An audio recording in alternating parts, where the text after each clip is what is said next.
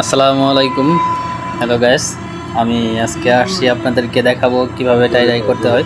So আপনাদেরকে আমি আগের ভিডিওতে দেখিয়েছিলাম যে কিভাবে টাই করতে হয়। সো ওই প্রসেসটা কমপ্লিট হয়ে গেছে, এখন আমি ডাই করছি। তো প্রথমে যে ডাইটা করলাম এটা হচ্ছে টার্কিশ ব্লু, তারপর দিচ্ছি ভায়োলেট।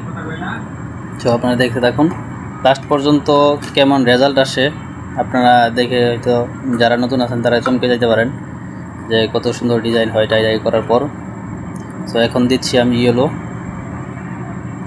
আশা করি শেষ পর্যন্ত দেখবেন ভিডিওটা। ভালো হলে লাইক কমেন্ট শেয়ার করবেন।